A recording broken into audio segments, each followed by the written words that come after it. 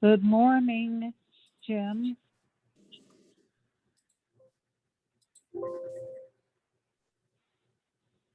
Hi, Jim. Morning, John.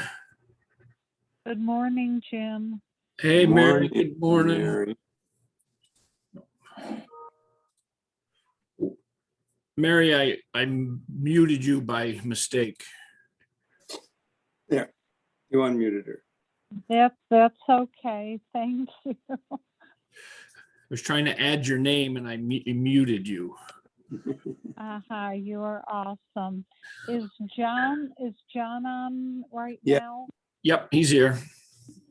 John, I know Jonah is our speaker today, and I didn't know kind of time frame what time you would be starting with him, but I have to say a little. He's going to have me say a little something before he speaks. I know he'll probably be introduced by someone, but I have a comment or two to make before. Okay. I have to be in my committee at 8:00, and so I didn't know if time frame, and I'm not trying to. I can probably stay a little bit longer if we can't start before 8:00, but if we could, that would be appreciated. But if not, that's fine as well. All right. Well, no, that's no problem. I'm sure he's starting at 8:15. Great, that would be terrific. That's what we normally do. But we could, we've been trying to get it a little bit later so that we could have our meetings in the morning, but we've been having the meeting afterwards, and that's been successful. So I'm sure that you can have say something before your 8:00. Okay, wonderful. And it's just something that's had come up here within the last day or two in regards to what he's going to be speaking about. So he asked if I would say something. Okay, great. Okay. Morning, Bill. You're muted, but I'm going to run. I got to get something. Okay, John, good morning. Good morning, Bill. Hi, Jim. Morning, Bill. Good morning, Mary.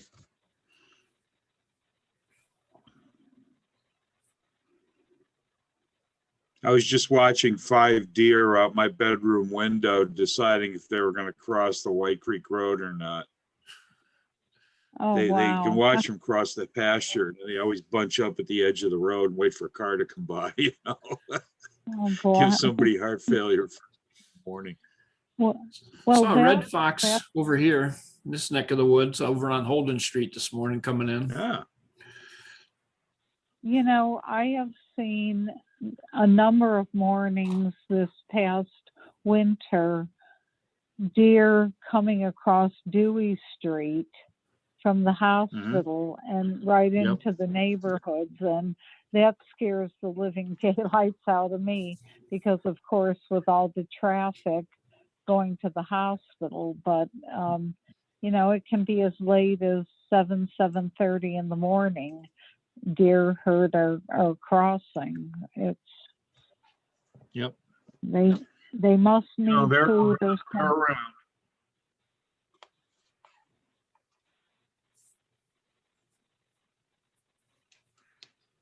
iPhone ring up there, Jan.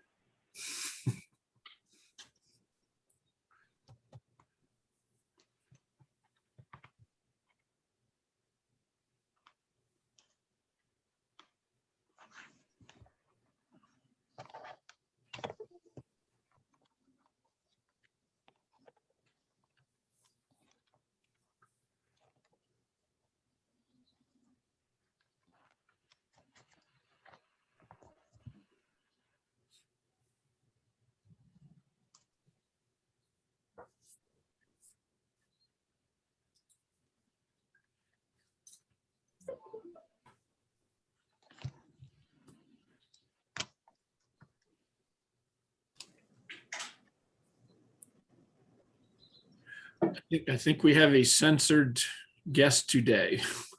Yeah. Anonymous. Oh, there he You have to is. explain backlighting to him. Yeah, well, it was a nice place to sit. What can I say, Fitz? Give me a break. Well, you need one of those halo lights to mount on your Yeah. computer. So Wait, I got just the eliminate thing. Hang on a second. I'll be back. Don't go away. I'm not going anywhere. John's got halos because of his overhead lights. This is That's great. right.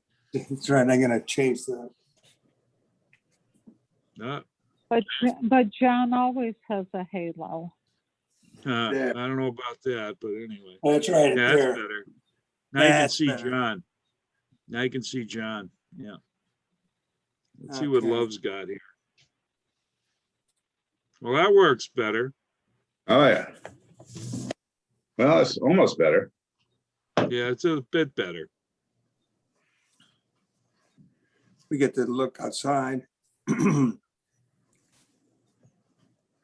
There's Jonah. Hey, Jonah.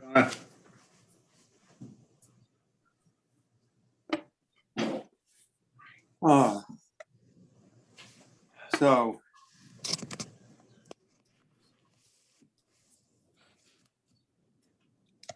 Looking at. Are you and Liz in the same place, Jonah? We are, so I get a little echo effect. Yeah, you got great bandwidth, I guess, huh? We do. Must live in New York. Yeah, they had, we were lucky because they had pushed back at Comcast for not fulfilling their common good agreement. Yep. And they gave us cable right to our door, and then literally from our driveway, a half mile up to our house, all just on them. So it was pretty cool. That's great. The Wow. last quote I got for them, you know where I live, the last quote I got for them was $15,000 to put cable in my house. Oh my God. Wow.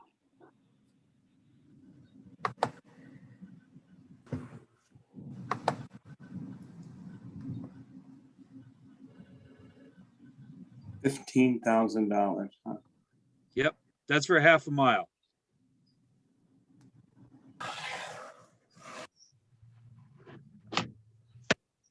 And what kind of cable are they, fiber? No, that's not, that's Comcast, coax, I guess. If you haven't got involved yet, Sarah's on the phone.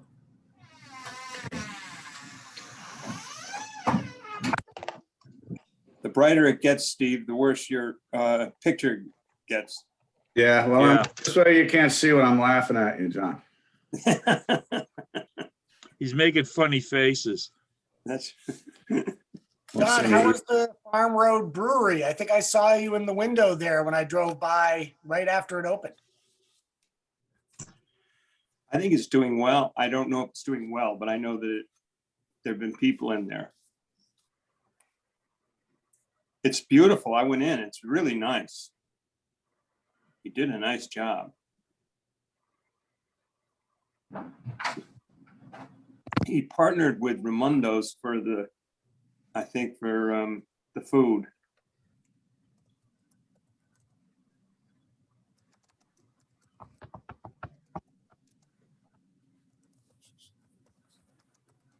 That's a little better. It is better. That's much better. Would you be able to see my birds behind me here? There you go. Well, you look like one of those anonymous interviewees on 60 Minutes or Oh, something. yeah. Yeah. Yes, I can't show my face. Well, that's a blessing for the rest of us, but it's okay. And look who's talking. Yeah, I know. What can I say? Oh, well. Okay, let's see, what time is it? Well, we'll wait a couple of more minutes and then we will get started.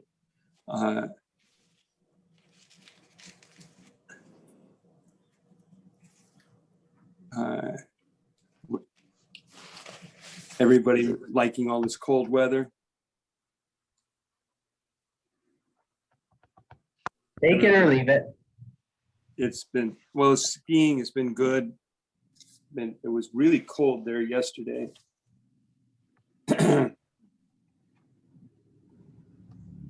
It's the wind that goes right through you and makes it feel really cold. I know. And it was windy up there too. So when I was up there anyway. Yeah. And I don't know, I won't make last year's because depending on, I actually last year skied in May 14th. And 13th and 14th, I think.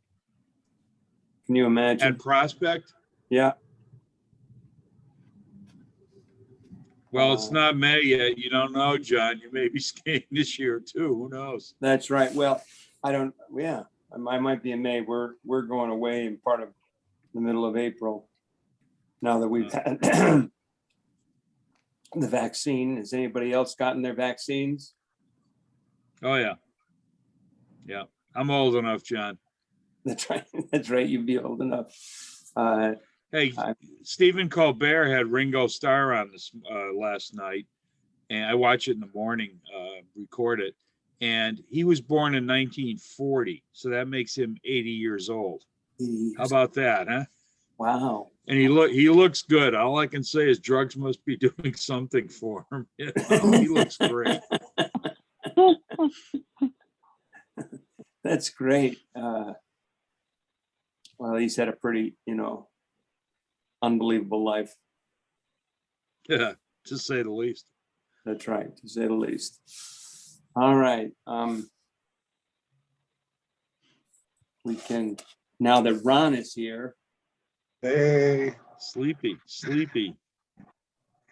nah, I've been busy. My dog's not doing well. We might have to. No. Yeah, we think he had a stroke last night. Oh, Oh God. dear. How Yeah, old a dog? 9 years old. What Oh, kind? that's pretty young, actually. An Aussie an Australian Shepherd. Okay. Hmm. Is Yeah, that, they should be living longer than 9 years old. they should be. Yeah, it's very sad. He's not doing well. Let's put it that way. Yeah. Well, he's had a stroke. Wow. All right. Well, let's pledge allegiance to the flag and do our four-way test. And then we'll get to listening to Jonah.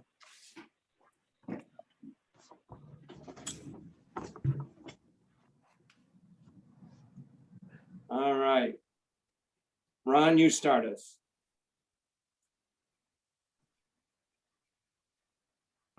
I pledge allegiance to the flag Of the United States of America, through the republic for which it To the stands, republic for which it stands, one nation, one under nation, God, under God, indivisible, indivisible, with liberty and justice and for all. for all. All right.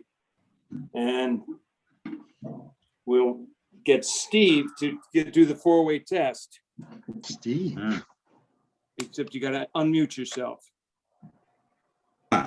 There. There. All right, the four-way test of the things we think, say, and do. First, is it Truth.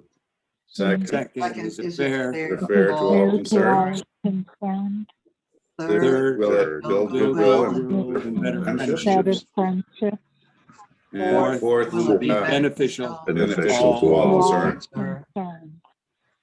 I need to get one of those mugs. Okay. Good. All right. So Mary wanted to say something, and who's introducing Jonah? I'll let Because you- we'll have the meeting at the end, 20 after. We'll go over anything, okay? Is that all right with you, Jonah? You're muted, Jonah. There you That's go. fine. And who's introducing Jonah? I will. I made him come. So, Okay. I think everybody probably knows Jonah. He's lucky enough to be married to our own Liz. They own Hawkins House here in Bennington.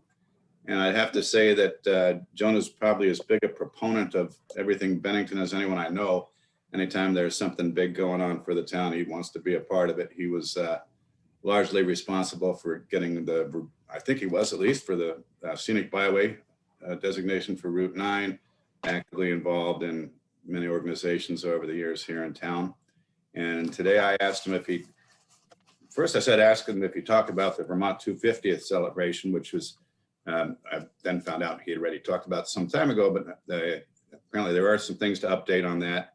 And also another initiative that Jonah was pretty much spearheading starting about a year ago is getting the town designated as an Appalachian Trail community. So I thought he might speak a little bit about that as well.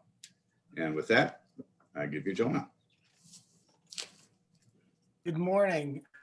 So I do have a PowerPoint presentation. Do you guys have are you able to let me share my screen so I can share that? Jim will help you with that. Okay, so before I get started, a couple things. I'm gonna talk a little bit about the AT community at the end, but I kind of do want to focus on the 250 because we've actually had some movement on it. And actually, if it's okay with everyone, I'd love to have Mary, who's obviously busy at the State House this time of year, if she wouldn't mind saying a couple words about the latest on the 250th executive order. So that is one thing that's different. We've been pursuing a legislative creation of a 250th commission. That didn't happen over the 3 years of hard work that we pursued that. But in the end, it got done through an executive order, in part as a result of this COVID year that we had in 2020. The decision was we can't put this off any longer. So that was created. But I'm going to give it to Mary for a second. Mary, are you willing to give us just a quick update on the executive order? I sure will. And first of all, I'd like to say that Jonah was really the creator and the person behind pushing for this 250th Vermont State Celebration Commission. And we did start, as Jonah said, 3 years ago. And the first year we started, it was actual pieces of legislation. The first year, 3 years ago, it went through the House, but got stuck in the Senate. Then last year, it went through the Senate, but because of COVID, I think it was almost a day or two before we left the legislature for what was the rest of the session, was when Jonah and team from Bennington, dressed in colonial garb, came and testified before the committees of jurisdiction. And so over the, as I was thinking of it, I said, we can't, keep doing this, one side passes it and it doesn't move on the other. So I did ask if an executive order could be done, as other states had put their commissions into place. And so with all the hard work that Jonah has put into this, and just the dedication, as I think we've seen Jonah put forth on so many initiatives in the area, he has been selected as one of the commissioners on this statewide commission. That came out over the weekend. You'll probably be seeing here soon an article in the paper. But I believe there were 8 commissioners chosen. And so obviously Jonah will represent our region, and I know he'll do a wonderful job. So I turn it over. I congratulate Jonah. I'm pleased that he brought us, this issue before us, because the one thing also is in having this commission, and yes, we're a few years out, from when the celebration will be, but working to get either some federal funding for this, to make it a real celebration that hopefully tourists from all over the country and possibly the world will want to come. Hopefully we will have COVID under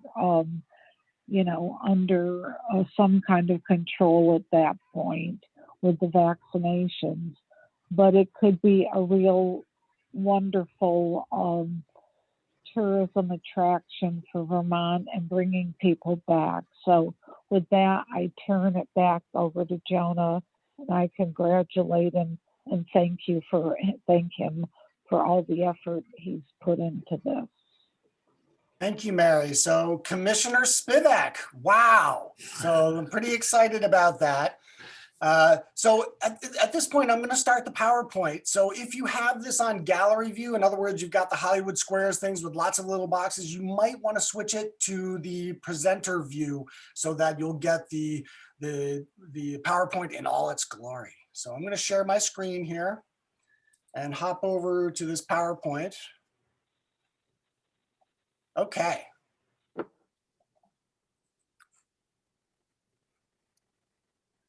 There's our fancy logo, although it's not a real logo. It's just something I whipped up a few years ago as part of this effort. Can everyone hear me okay? Yes. All right, awesome. So as Mary said, we're finally a real thing. And this literally just happened about it was announced maybe a month and a half ago. The commission literally just got formed yesterday. So this is finally a happening thing. What's it all about? It's about this thing, the Battle of Bennington. And if you're not a history nut like I am, you'd be forgiven for saying, gosh, I didn't know that much about the Battle of Bennington. Was it a big deal? Without belaboring the point, let me say that the Battle of Bennington was truly an extraordinary historical event. It was a moment when local history became national history, and in fact, international history. I won't belabor the details, but a couple things are worth highlighting. This one came from Don Keelan in a presentation he did in 2006 about the Battle of Bennington. More men killed and captured at the Battle of Bennington than both battles of Saratoga. I always like this little tidbit because we often feel like we're a little bit playing second fiddle to Battle of Saratoga, right? We're the precursor to the Battle of Saratoga, or we're the turning point of the turning point, which is meaning Saratoga. So, but no, this is how important the Battle of Bennington was. Likewise, first storming of an artillery position by a militia army. This was important because the bulk of the American Revolution was fought by a militia army. So we proved that we could do it. Some would even say that this was inspiration for the Second Amendment. So I'm always struck by how we think about celebrations. And in 1877, at the first big celebration of the Battle of Bennington, they had made a decision that, you know what, we need to do something to celebrate big. They were all feeling patriotic. It's 1877. It's been 100 years since this happened. What about we build a monument? Or that would be great. So they put together a committee of high-level muckety-mucks and important folk to come up with an extraordinary design for the Bennington Battle Monument. And drum roll, please, the Battle of Bennington Monument. What? Yeah, so some people looked at this somewhat askance and said, gosh, this is not what I was hoping for. And in fact, remember those eyes back here, the eyes of history looking upon you? Well, that was the eyes of Highland Hall. I love his eyes. They're very thoughtful eyes. And he took one look at that design and said, no way is that monument going to represent this Battle of Bennington. We need something that's really monumental and lofty. And of course, the result is our current Bennington Battle Monument. It was the tallest structure man-made built in Vermont at the time and remains so to this day. By the way, that same year that the monument was dedicated, we had this cool arch in Bennington. Isn't that kind of nice? I just love that arch. I think we should do that again. That would be a fun thing, right? So I always used to talk about, these big celebrations, but in fact, we celebrate this every year, and we are unique, or I thought possibly unique, in being the only Revolutionary battle celebrated continuously since it was fought. But then I did hear someone say Cowpens also has been doing that. But Cowpens did happen after the Battle of Bennington. So I think we still have a little bit of right to say something along those lines. But we have had a number of really huge celebrations in the past. I mentioned the 1877, the inspiration for the monument, the 1891, the dedication of the monument. And then also, I think the 1927 one is really important as well. That's when a lot of the monuments, those stone monuments you see scattered around town, that's, you know, the Breckinridge standoff, the John Stark encampment, all those were placed in 1927 for the 150th. And here we are now looking at the 250th. So it's really been about 100 years since a really big celebration. We did have some reasonable sized ones. Of course, the 1976, the federal bicentennial, who does not remember that? Assuming you were around for that. And then, of course, the 1991 bicentennial of statehood. So the executive order is kind of specific, though. What are we celebrating for the 250th? Well, we are celebrating the Battle of Bennington, of course, and also the Battle of Hubbardton, which some claim was the only Revolutionary War battle fought on U.S. soil, or on Vermont soil, pardon me. And also Ticonderoga, which some have called the first offensive action of the Revolutionary War. And of course, the Declaration of Independence. And that sort of ties back to what Mario was talking about earlier, because this is also a way for us to tap into federal dollars around this truly important 250th celebration at the federal level in 2026, the year right before our celebration in 2027. Here's what's not in the executive order, but was in our legislation. It makes no mention of the founding of Vermont. And to my mind, this is unfortunate for two reasons. One is, if without talking about the founding of Vermont, it's really just a story about battles and wars. And I feel that this story is really much, much greater than that. Yes, there was the Battle of Bennington, but in fact, that was the crucible in which the Republic of Vermont was forged. And Vermont, with its first in the nation constitution to disallow slavery, and also its uplifting of individual farmers, really important stuff. And here's the other thing, talking about it as the founding of Vermont also makes it a statewide celebration in a way that it's just not if we're only talking about the battles, which were primarily around the Champlain region, and of course, Bennington County, we being the star, of course. So one of my goals as commissioner is going to be to make sure that we also include the story of Vermont's founding as part of this celebration for the 250th. This is Vermont's 250th birthday as much as it is a celebration of a battle. So that begs the question, what big thing could we do for 2027? So one obvious thing is to look at the battlefield. In fact, a portion of the battlefield is in what is now Vermont. If you look, it's kind of hard to see. And one thing I cannot do when I share the screen is use my mouse to like highlight things. So you're going to have to just bear with me. But the right-hand side, you'll see there's the far right. There's a little corner of that red inner line that sticks over a vertical black line. That's the Vermont border. So that little piece of it there, that is in Vermont. That is hallowed ground. That is what? That is the Stark encampment.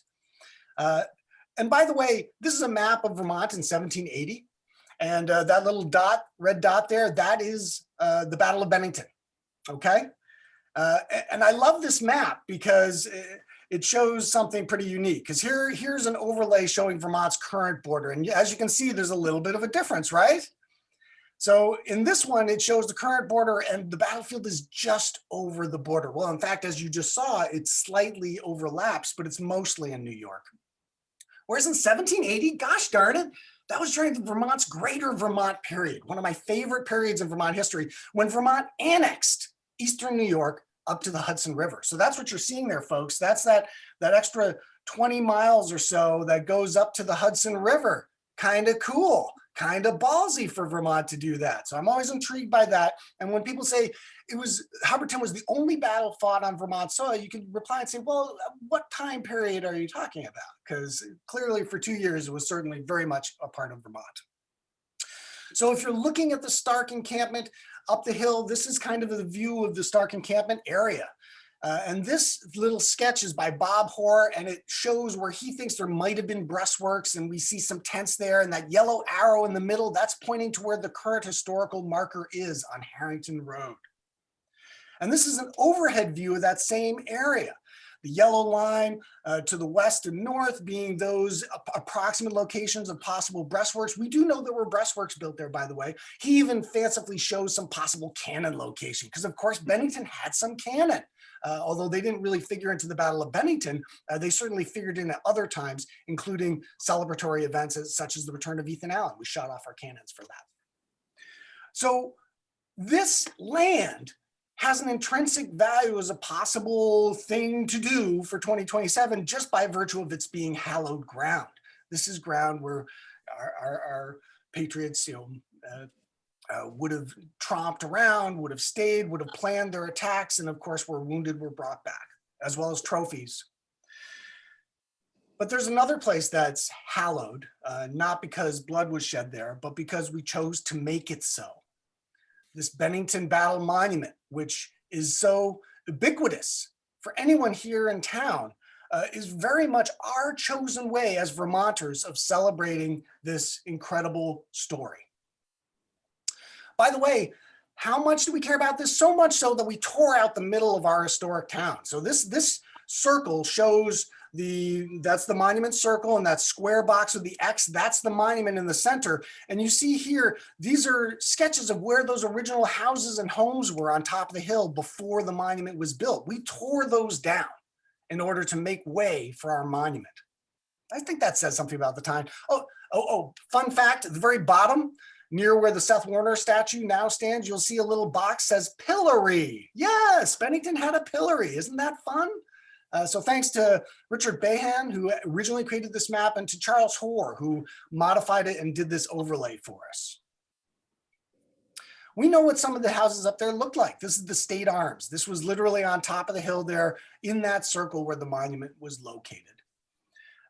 We also have some other really cool buildings in town that we know about. They weren't in that circle, but of course, this is the Catamount Tavern, right? That's so cool. We know what it looks like. The lintel above the fireplace is at the Bennington Museum. So we have that cool little artifact. Likewise, the Meeting House, which is down sort of in that circle where right in front of where the old First Church is. That's what the Meeting House looked like. So we know what that looked like. So this is a view looking up to the monument from what's called the Red Covered Bridge. And this is the road that used to go from the back side of the monument down to the Woonsack River and basically to Morse Road. So the haircutting salon off Northside Drive, if you take that left, that road used to go all the way up to the monument. So one thought, and then, so looking, you can see the road going up. This road is still a town road. It is now hidden by trees. To the left of that road is now the Bennington Country Club, Mount Anthony Country Club. To the right of that road is property owned by the Bennington School. And nothing else. And it pretty much goes right up to the monument like this. So one possible great idea, and this is crazy, and this was Bob Hoare's idea originally, and I love this idea, is why not recreate some of those historic buildings that we know we had, the Meeting House, the Catamount Tavern, the State's Arms, build them up, recreate this road from the Woonsack River up to the monument. You could recreate these buildings. They could be stocked with interpreters. So basically the idea is when visitors come to Old Bennington, the battlefield experience, they would cross this covered bridge, a rebuilt covered bridge over the Woonsack, and at that point be transported back into an 18th century village like it was at the time of the battle with these recreated buildings, changing what is now a 2-hour experience at the monument where you go, you walk around the circle, you go to the top, you go to the gift store, into possibly a half day or even an all-day adventure where you can literally get a pint of Vermont craft beer at the Catamount Tavern, or buy your toy musket at the rebuilt storehouse. So anyway, some big ideas. So, I mean, what is that?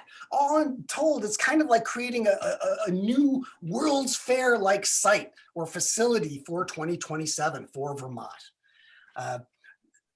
Big idea again. And actually, when I first had this idea, I'm like, it'll take at least 10 years to make something like this happen. And of course, now, by the time the commission's done their work, we're gonna have less than 5 years. So the reality of something like this happening in less than 5 years, probably really hard to do unless there was an extraordinary effort, but maybe a groundbreaking. So maybe this will be like 1877, where the idea of a monument was conceived and then took X amount of time after it to be done. Maybe that's going to be what could happen for us this time around. Also using the railroad for a passenger train to go from North Bennington to and through the very center of the battlefield with costume interpreters. That's another idea. And of course, connecting us with this 2026 celebration where everyone's going to be thinking about the birth of our country. There'll be a renewal of patriotism, I suspect, similar to like what we saw in 1776. And of course, this is a big deal for all our surrounding states in Vermont. This is part of Massachusetts' story. It's part of Connecticut's story. New Hampshire and New York, as well as Vermont, all share in this story. In 1891, when Benjamin Harrison came for the dedication of the battle monument, he said in his speech in Bennington, "What school child today has not learned about the incredible exploits of John Stark and the Battle of Bennington? Who indeed today has heard that story in school?" As a native, I didn't hear that story in school growing up here in Bennington. Well, that's not quite true. I did go to the Bennington Museum and they talked about it, and there was probably a mention of it in school, but it was missed for me. We should not miss this opportunity of embracing this history by sharing it with our youth. I think part of this commission should be working with the Department of Education so that this story illustrates the birth of our nation for not just Vermonters, and ultimately this story could and should be shared much wider, as Benjamin Harrison noted it was back in 1791. So the commission has been created. We are now presumably going to be working for about a year to decide. And by the way, these dates are old. This is from the last time I did this presentation. My apologies if some of you saw parts of this before. I'm often rehashing bits and pieces. So if we're lucky, we'll have ideas back by 2022. We'll report back to the legislature and plan the next steps. Okay, so that's it for the 250th update. And should I ask for questions about this now, or should I just give a brief update about the AT community first, or how do people feel? I'm still wondering what a pillory is. Oh, okay. I'm going to stop sharing for this. So a pillory is one of those things where you stick your head and hands in. Oh, it was a punishment device popular in the 18th century. Oh gosh. There was a hanging in Bennington too, but you know, that's a little gory, but it wasn't necessarily related to the Battle of Bennington, although it did relate to a traitor. So maybe it was sort of related to the Revolution. Well, you should include that in your buildings, because kids would love that. Absolutely. In fact, get this, they have one at the monument. Oh. They usually keep it in the garage, but occasionally they'll have volunteers cart out the pillory. So people, I agree, it should be a permanent thing. Think of how many selfies there would be of people at the pillory with the monument in the background. I mean, come on. So they're warming to the idea. We think it should be there permanently, but it's only there occasionally as it stands. But I think it, yeah. Kids would love that. Trust me, I have a lot of boys. So a very brief AT community update. The Appalachian Trail community is a designation that's given to towns along the Appalachian Trail that basically highlights this is a community that wants to embrace and welcome hikers on one side, but also wants to educate and involve the community in the stewardship and maintenance of the trail. So it's kind of a two-way street. And this effort had originally been thought of perhaps 4 or 5 years ago. And John Shanahan, working with a group, had begun that effort, and it kind of stalled out. But when we started again in 2019, it felt like it was time. It was really ready. The people were ready. The circumstances were right, and everything was in alignment, and we were barreling along until COVID hit. Like so many things that derailed us.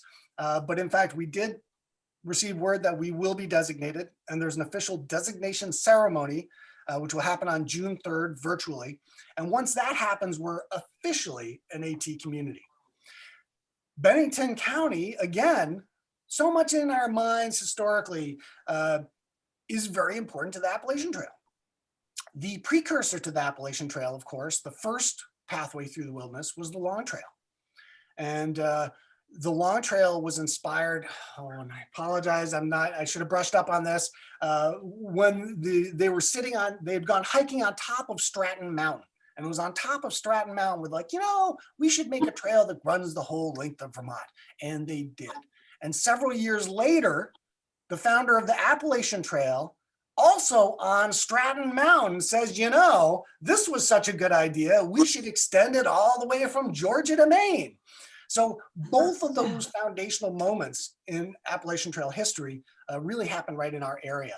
And we joined Manchester, which is also an Appalachian Trail community, in what is now the third Appalachian Trail community in the state of Vermont, Norwich being the third. So that was really a thing that was ready to happen. I was involved, but like I said, so many people had done so much of the groundwork that it was a well-fertilized field ready to just bloom.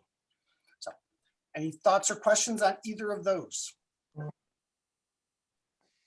Well, if you're designated, what happens if you're designated? We show up in their Appalachian Trail literature. Mm-hmm. There's also an app and a website. So we're listed on all of those things. We get signage. So when people come into our town, they'll see that we are an Appalachian Trail community. And actually, that's really important, especially for Bennington, because so much of our quality of life is wrapped up with our outdoor recreation and what a beautiful place we live. But it's not well advertised in a way. So when people seeing that sign Appalachian Trail community, they get it's a hiking town, and help draw those connections a little tighter. Yeah, no, that makes sense. Mm-hmm. Certainly are a lot of folks at the post office. That's right. Yeah, picking up packages that are saved for, that's right. Yeah.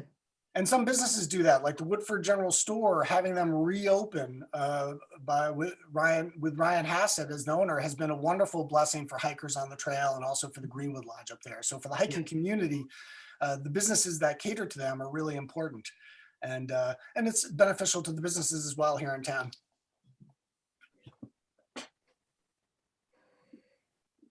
I think it's a wonderful thing. I think, the more we can create a destination there at the monument, the better off we are in Bennington.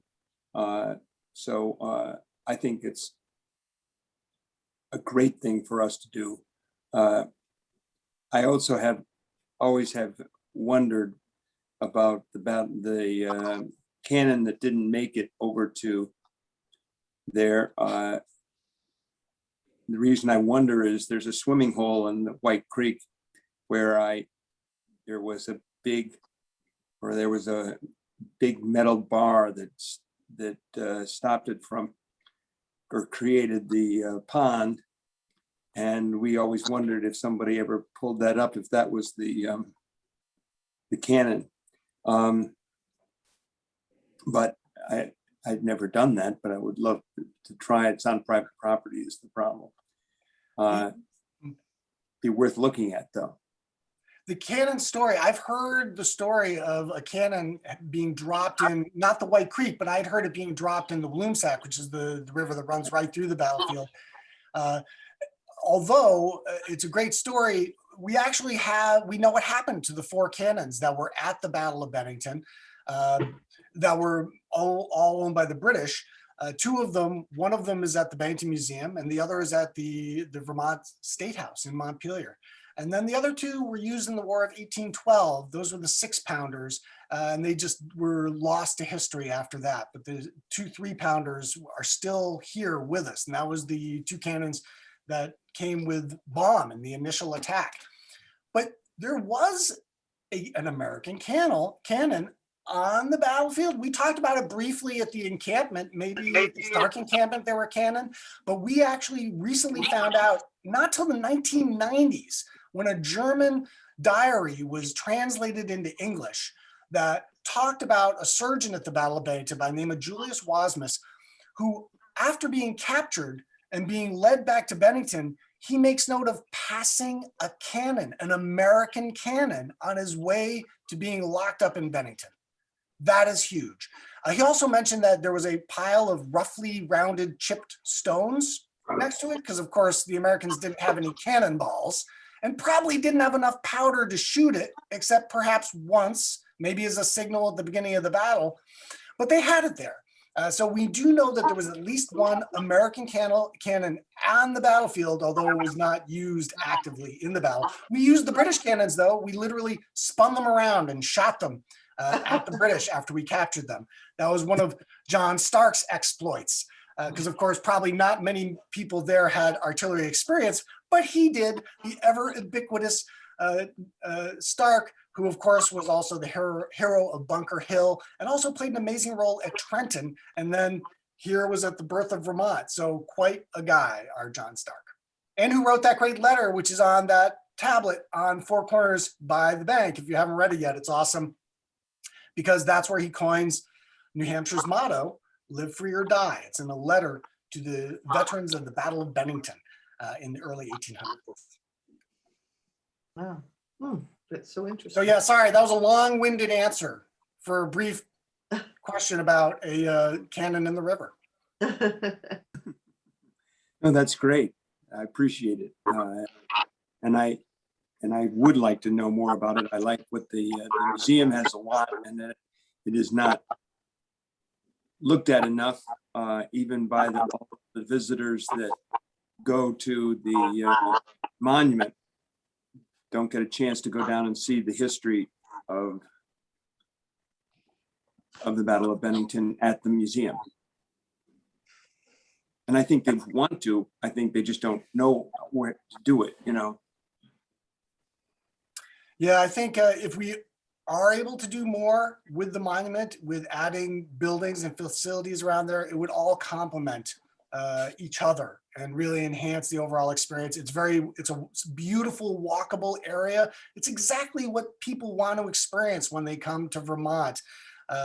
Is this really quintessential, quaint little village with a great story. And boy, do we have stories. Over 200 firsthand accounts of the Battle of Bennington. Is that road still there?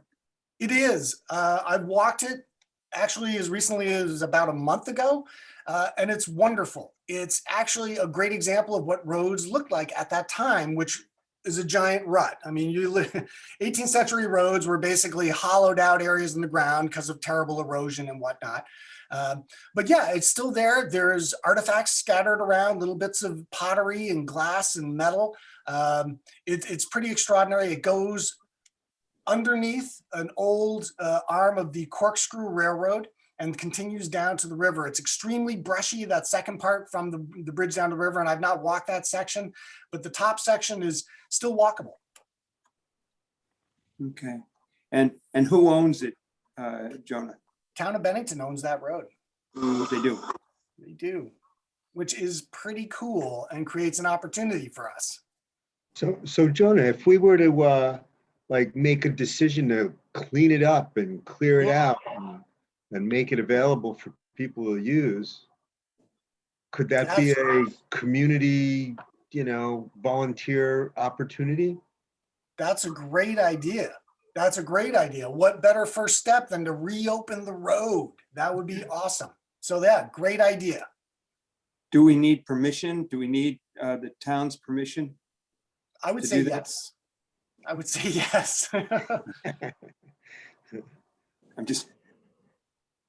I'm looking. You're ready to go out there with a chainsaw and clippers right now, right? That's right. I will reach out. I will reach out. That's a nice way to, I think that's a great idea. Good suggestion. I'm looking for things for the Interact Club to do. Wow. Even better, because anything we could do to draw those connections for the next generation, that's awesome. Okay. Yeah, here's a great idea. Some of Jim's offline on that, Ryan. If Jim's there, maybe a few of his guys too, from Depot Street. Absolutely. I have to say that when we did those educational programs, you saw those 4 photos, that was from a program we did with students. And I was always really struck by how it resonated with different types of kids in the classroom. And very often it was the kids that were not necessarily Yeah. engaged in what was going on were Mhm. paying really close attention to this story. So I, yeah. Well, Jonah, if you never get the structures, which of course would be wonderful, you know, when you stroll you see people walking up Old Bennington, you know, there's those raised plaques. And likewise at the museum's trail. I mean, those are very interesting too, as you stroll along and read. They just have to be maintained a little bit. So yeah, what a great start to reopen the road, put some little interpretive signage to get people thinking about what could be, and right away it would have recreational and historic value. So that's a great suggestion also. This is awesome. Well, that would be a real project, Ron. I think it's a great idea. But it would be a project that we could put our Did you our say time Ron? into and energy. Wait a minute. I like that better than cleaning up garbage on Route 9. Yes, right. All right, let me see what I can do. I got a friend of mine who works at the junior high school or the middle school who does the agricultural stuff. And he ends up with a lot of students who kind of get lost in the academics. Oh, sure. And so he spends a lot of time outdoors with them. And I think I might be able to solicit. I'll try. Because Great. I think it would be great. Where does the road, Jonah, where does the road start? I'm not just thinking of the. Okay, so if you're driving Northside Drive towards North Bennington and you're coming up to the split where you could split right up to Harwood Hill, but instead you're kind of going left towards North Bennington, right there on your left, there's that stone house, which way back when was a restaurant. You might remember that, John. Yes. That's Morse Road. If you take that left, that used to go straight to the river. It's kind of sort of on the northwest side of the Walmart property is another way to think about it. Right. So that road, and it goes by what's now primarily an industrial area. Bennington Iron Works is back, what used to be back there. There's a suburban propane place back there, I think. But there's also a lot of wide open area that could be parking areas or whatever. Again, keep all that 22nd or 21st century stuff on that side of the river. And then at the river, rebuild that covered bridge. And when you cross over it, you're teleported back in time. That's sort of the idea. Right now, there is no bridge there, though. But where does it start from the monument? Literally on the backside of the monument. So Monument Avenue goes right up to the monument. It used to go right through the monument and back down the hill on the other side. So the exact opposite side from where the Monument Avenue comes up is where the road continues down. So if you park in the parking lot, sort of on the right side of the parking lot, you can even see a faint remnant. I mean, you can also kind of see it on Google Maps even. You can see that slight hint of a trail, of a road down there. Hey, Jonah, you want to go take a walk one day? Yes. Yeah. It's going to be beautiful later this week. But like I said, I'll email you offline and we'll set that up. And I think start with a conversation with you and I, but then I'll have a conversation with Stu about this. Yeah. Okay. I would think love we to could go. Probably solicit a few other Rotarians. That would be great. Yep. And we got John definitely wants it. So. Okay. Well, if we got John, I mean, Well, I know I'm excited. I think that I think it's a great idea, and I think that it would be nice to even have a walkway there, Jonah, if we could clean that up. Because you're right, people want to have something to do, and it would be a wonderful walkway for people. I'm not sure exactly where it goes. If you walk the whole thing. Well, the very bottom part from the Corkscrew Railroad to the river, I haven't, because it's just chock full of wild roses and honeysuckle bushes. So we'll be doing some nice invasive cleanup as well as part of it. Fun fact, at the very bottom of that road is the site of the first white encampment that we know of in Bennington. When Robinson, the initial settlers on their way up to the French and Indian War, they stopped and camped there right at the river at that location. So that's another really cool historical fact that we could highlight on those little interpretive signs that we're talking about. Hey, Jonah, does the bike path, what is it called? The ninja path? Yeah. Ninja Trail is below it on Bank Street. So you would travel Yeah. down Bank Street to connect with the Ninja Trail. And actually there are fantasies about other connections along the old Corkscrew Railroad that have been under works for probably well over 10 years.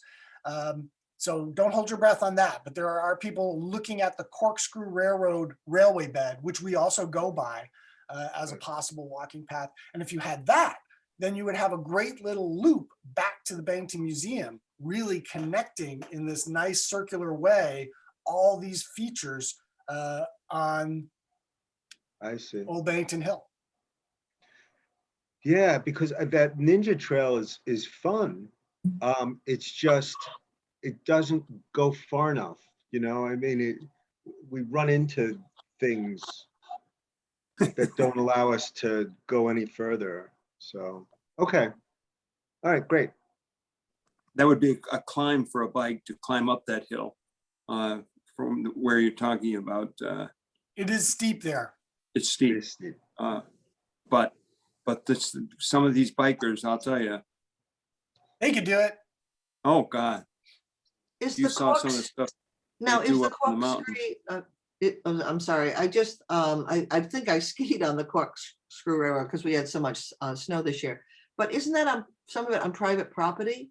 It is. And that's why I was saying it's a very long-term project, if at all, about getting access to that. Right. But it's And I'm very not- definitely a road. I mean, you wonder why they, at the bottom of their property, they have this clear road. It's very much a road, not overgrown or anything. And Yeah, why? yeah. And also why?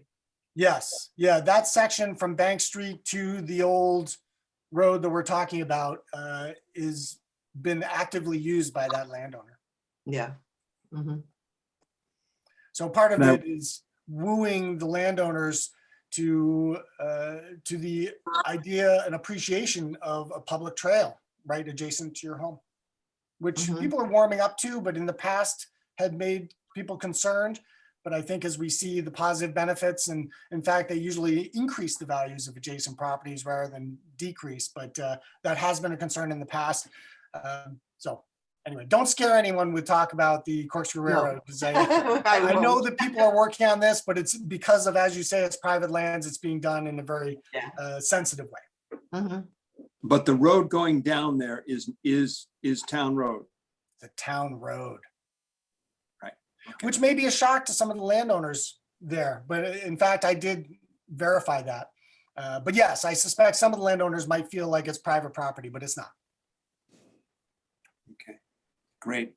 And actually, that sounds a little confrontational, so I should probably walk that back. Anything that I'm going to be involved in with whatever we do up there would be with the agreement and desires of the people living around there. I'm not about to force anything down anyone's throat. So just to be clear about that. Okay. Well, thank you very much. I appreciate it. And we like to have a short meeting for the club Thank right you all after so this. much. But Hey, can you call Jonah, me, Jonah? You'll Jonah. call me when we go up there, to take a walk. I will, and I'm going to make the host. I'm the host, so I'm going to switch it back to you, Jim. all right, thank you.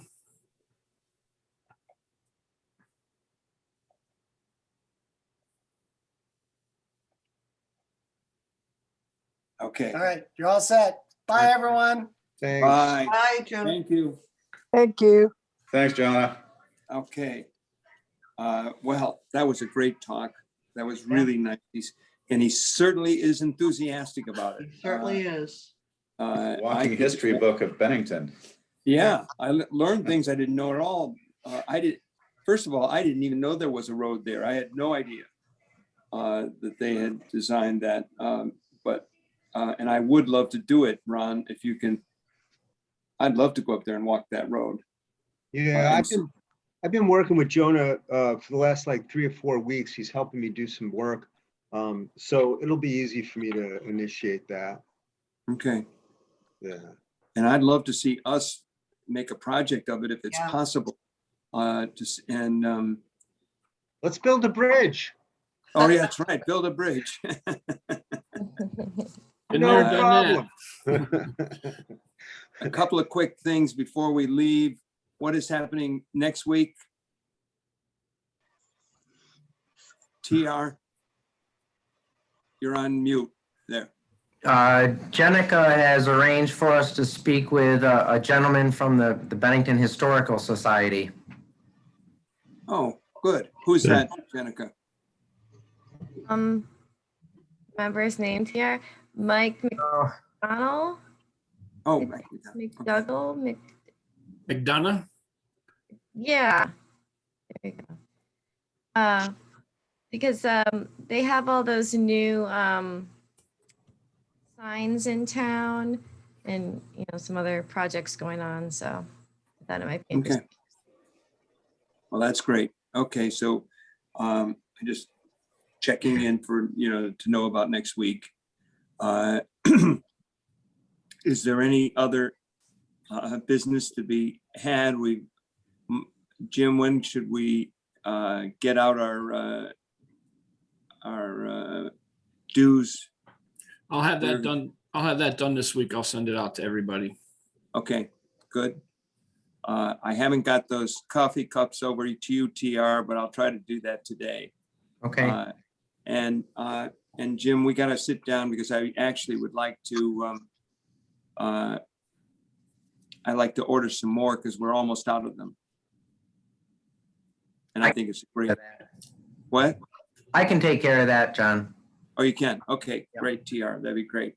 I only have, I think, 6 left, and I have 2 that are going to TR, and I have 1 going to Jonah, and there's someone else.